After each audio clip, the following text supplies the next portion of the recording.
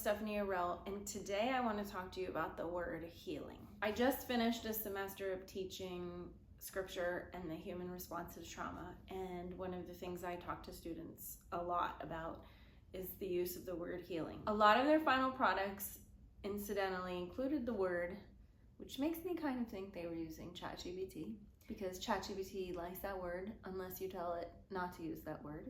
That's an important thing to know, actually, because what that tells you is that the moral framework under which most of the world operates interprets healing as the appropriate word for what happens to us as we work through trauma or psychological loss or experience grieving of any kind. I don't like it. I don't like the term. Why I don't like the term has to do with what it implies in our language.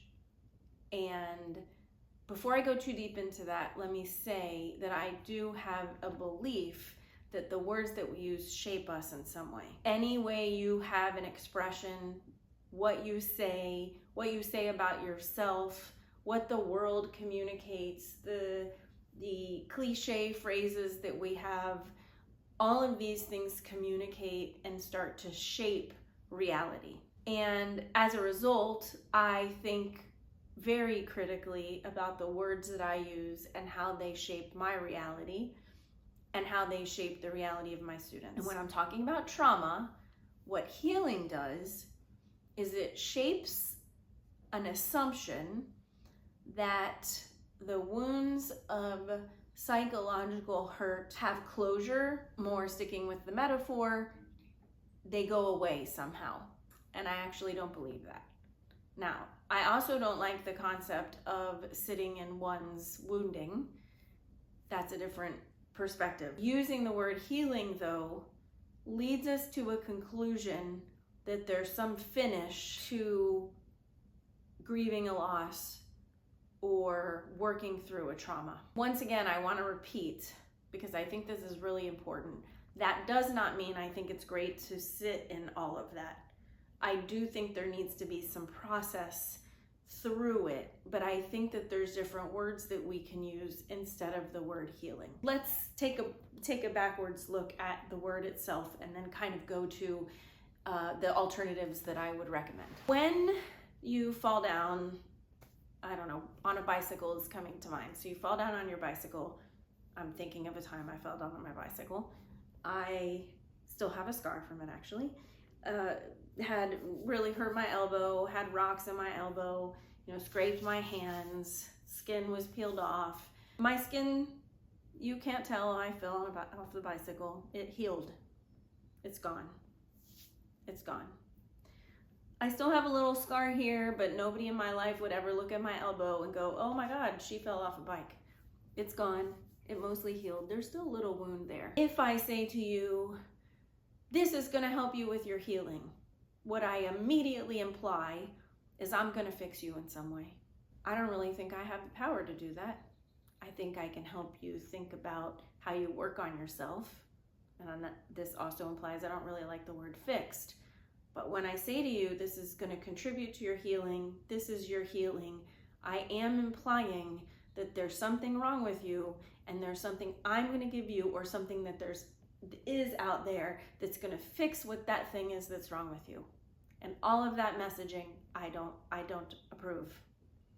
FDA, non-approval. Other thing that I imply when I use the word healing is that there is an end to what you were experiencing, and therefore some kind of closure or door that's going to close, that's going to put all of that past behind you and you're not be able to see it. In some ways that sounds nice and ideal, and I do think that compartmentalizing things that have happened to us can be a useful strategy. However, I don't like what the idea of closure communicates, especially when we think about people who have PTSD or flashbacks, or alternatively, people who live in cultures who believe that when someone dies, their spirit stays with us. Both of those conditions do not function in a world where we think we close the door on the past and move away from it. I do have a theorist that I use for my classes, Richard Mollica, who's very, very interesting. He wrote a book called Invisible Wounds, and he's done a lot of global work on trauma. and he has a section of the book called self-healing. I like self-healing. That's a different structure than selling you healing as a concept where you're going to be fixed. The idea of self-healing in his framework, this is a little deviant of what I'm primarily arguing, but I think it's worth saying, is that our bodies are constructed to help us get through physical trauma, neurological trauma, psychological trauma, and we can kind of trust that process. I mean, of course, he goes way more into it than what I'm saying right here, but I do think that that's a valuable concept. And so what that underscores for me is when we do talk about healing, we have to say what we mean by it. When he says self-healing, he has a very particular context and a very particular method for what that healing as self-healing means and how it happens. When we use the word without critically examining it and what it's trying to communicate, it can communicate something that's actually not really helpful to people who have experienced really deep wounding. If we think about it in terms of deep wounding, then I think it's also worth giving consideration to how wounds heal. And if a wound is very deep, it usually leaves a scar. If there's a scar, we always know and we always see, if it's on our bodies, what happened. And it's never necessarily going to heal. Now, I had, for instance, skin cancer on my face, and I don't know if you guys can see this, but I had a dime-sized chunk of my skin removed. It was sutured together by a plastic surgeon, and I have a pretty big scar right here. It will never go away. People have told me they could cauterize it, fix it again. I honestly am afraid of having anybody else cut my face. But I'll always see it, and I will always know what it is, and it bothers me. There's still work I think I need to do on it in terms of my own psychology, but it's there. And if somebody said to me it healed, and actually when people say, oh, it healed nicely, I just want to go, blah, you know, I don't know how nicely it healed for me. And so therein lies the kind of problem with that word, because there's still a wound there. Let's look at it in terms of having a death or having a loss. When somebody dies, especially somebody that's really important to us, it takes quite a while to process that. And that grief may never actually ever be eradicated. It will change. Our lives will change. Their presence will be missed more than they are at a different time. If we're in a culture that believes in ancestor spirits, that person may be around all of the time, just in a different form. If we're not in that culture, we might have a funeral and a burial process, and then becomes the process of living without their presence. Maybe we carry an amulet on our neck with their picture, or keep something on our bedside where the person is always present with us in memory. Does that equal healing? I don't know. I don't even know where the concept, when it's aligned with closure, where it functions in thinking about loss of a person who's important to us. Therein lies my conundrum with the word. When it's a traumatic experience and someone asks, well, did you heal from that? Or I can heal you. And 40 years later, someone has a nightmare or meets somebody that reminds them of somebody that abused them and has some flashbacks or some difficulty sleeping. What then? Did they not heal? Is that a criticism? Does that word work anymore? We have to think about what that means and how we use the word and what we communicate to people using it. My favorite word to use instead of healing is the word integration. And that comes from a lot of psychoanalytic and psychological work, but especially from Carl Jung's work and his saying that trauma is not something to be exercised. We don't get rid of it, but we we more integrate that experience into our current reality. Any kind of loss can be thought about in this way. What that means, we have this experience, loss, past trauma, whatever it is. We don't want to be defined by that. So we have to take steps to thinking about how we function in reality in our daily lives with that experience present potentially. How do we encounter the world knowing that that experience is there, that we are not going to be able to get rid of, and we still have to get up and face a day or deal with our kids or go to school or drive our car or whatever. Healing is a misnomer that we can get rid of all of this. And I don't even know that it's useful to think about getting rid of or fixing any kind of wounding. More, okay, how do I live with this new thing? What does that mean to my definition of myself? What does that mean to the way that I engage in my responsibilities? What does that mean to the way in which I participate in my relationships with other people? Another word that I really like is recovery. That has a particular psychological framework, comes out of a lot of psychological jargon.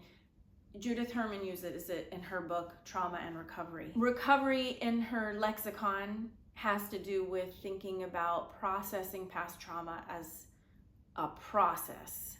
There is no finish line to that. It just is a road that one has that's just the road of life. It contrasts the concept of thinking about healing as some kind of goal. And that's what gets sold to us, I think, right? So if I say I can heal you or this thing will help you heal, what I imply is that there's a finish line or a goal that you're trying to achieve in getting rid of, or whatever, however you want to say it, your own particular experience of trauma. So you have a great loss, and this mechanism is going to help you get through that loss and heal. This is the goal. I'm showing you the goal.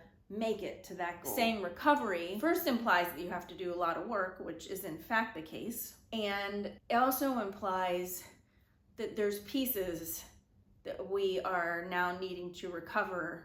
And what I would say, the word I like the best, is integrate those into our present reality. I'll leave you with a last kind of anecdote about which to think through all of these concepts that I've presented to you.